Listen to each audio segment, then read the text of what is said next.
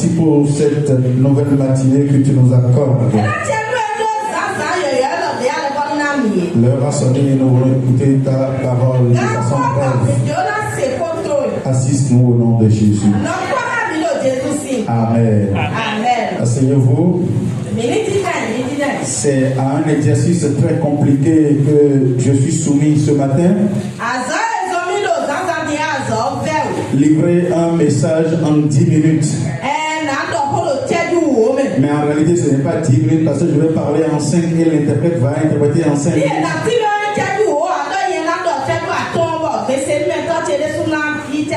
Allons-y quand même dans 2 Chroniques chapitre 20. Les versets 1, 3, 20 à 22. Après cela, les fils de Moab et les fils d'Ammon et avec eux les Maonites marchèrent contre Josaphat pour lui faire la guerre.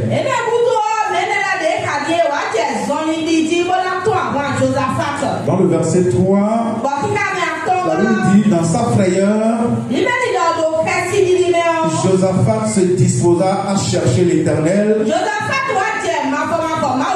et il publia un jeûne pour tout Juda. Le verset 20. Le lendemain, ils se mirent en marche de grand matin pour le désert de Tekoa. À leur départ, Josaphat se présenta et dit: écoutez-moi, Juda et habitants de Jérusalem.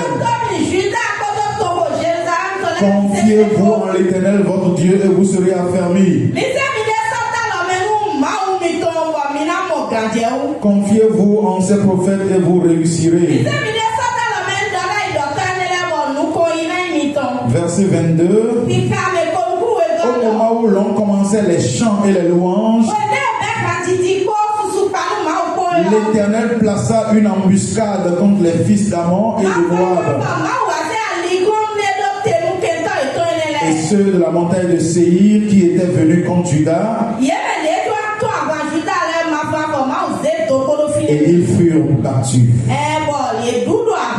Dis à ton voisin, la louange triomphe encore. Dis encore à quelqu'un d'autre, la louange triomphe encore. Et bien aimé, c'est ce que je voudrais te dire en quelques minutes. Si la louange a triomphé par le passé, elle triomphe encore aujourd'hui.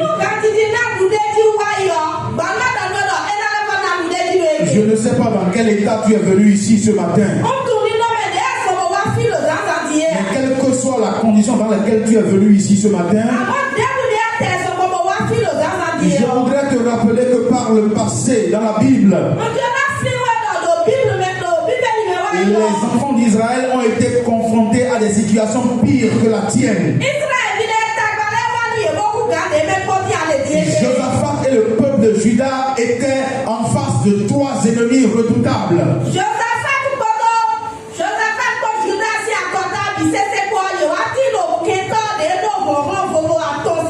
Je ne sais pas ce qui te fait face en ce moment. Je ne sais pas ce qui est en train de te faire pleurer en ce moment. Je ne sais pas ce qui te fait peur en ce moment. Je ne sais pas ce qui te donne des soucis en ce moment. Mais je voudrais te dire que Josaphat et le peuple de Juda étaient confrontés à des situations pareilles à la tienne.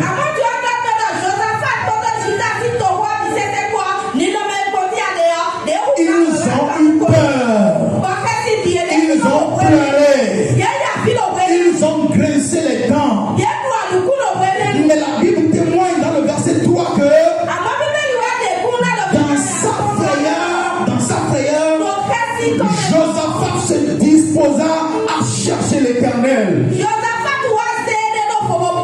Et c'est la première chose que je voudrais te conseiller ce matin. Quelle que soit la peur qui t'anime, quelle que soit la chose qui te cause des pleurs, sois disposé à chercher l'Éternel. Et si tu es venu ici ce matin, je voudrais que ce soit parce que tu es venu chercher le Seigneur. Que ton cœur cherche le Seigneur. Que ton âme cherche le Seigneur. Que ton esprit cherche le Seigneur. Et si tu cherches effectivement le Seigneur, on peut même le remarquer dans ton comportement. On peut le remarquer dans ton attitude. Bien-aimé, cherche le Seigneur. Et si tu es venu réellement chercher le Seigneur, la deuxième chose que tu devrais faire, c'est que tu obéisses à ses instructions. C'est que tu te confies à l'Éternel.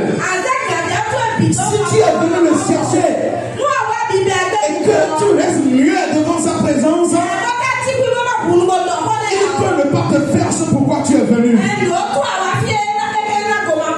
Josaphat a demandé à tout le peuple de se confier à l'Éternel. Ne te confie pas à moi, mon frère. Ne te confie pas à un responsable dans l'église. Ne te confie pas au frère qui est à côté de toi. Mais si tu as quelqu'un à qui tu vas te plaindre ce matin, c'est à l'Éternel que tu vas te plaindre. Et il te tirera vengeance au nom de Jésus. Il va militer en ta faveur au nom de Jésus. Il va lutter pour toi au nom de Jésus. Et tu vas remporter la victoire dans le nom de Jésus. Même si tu crois que tu as perdu du temps, même si tu crois que tu as perdu quelque chose de cher, je suis en train de te dire ce matin que le Dieu de Josaphat est capable de te faire encore sourire. Il est capable de transformer tes pleurs en joie. Il est capable de transformer tes pleurs en cris de joie. Confie-toi à lui au nom de Jésus. Et la troisième chose, quand tu vas te confier à lui, il va te donner des instructions. Pour le peuple de Juda, ce jour-là, Dieu avait dit, la bataille n'est pas à vous. C'est moi-même qui vais combattre. Alors, tout ce que vous avez à faire, c'est d'essayer des choses et de les mettre devant. Et quand ils vont commencer par chanter, et vous avec eux, moi je ferai le reste. Et la Bible témoigne que lorsqu'ils ont obéi à cette instruction, malgré la peur, malgré la peur, malgré la pleurs, malgré la honte, malgré le taille, le Seigneur s'est levé et il a créé une embuscade. Les ennemis étaient dans la débandade. Ils ont pris la fuite devant Juda. Tes ennemis vont fuir devant toi ce matin au nom de Jésus. Parce que tu as obéi à l'Éternel, malgré ce que tu as enduré en ce moment, et parce que tu as décidé de le célébrer au dessus de tout, il va faire quelque chose tout de suite au nom de Jésus. Il va faire quelque chose tout de suite au nom de Jésus. Je ne sais pas ce qui s'est passé. La Bible n'a pas expliqué ce qui s'est passé.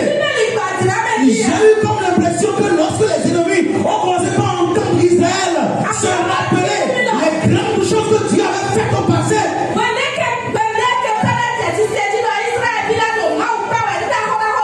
ils ont eu peur. Ils ont eu peur. Tes ennemis entendront ce que tu es en train de dire de ton Dieu. Et ils auront peur sur la terre au nom de Jésus.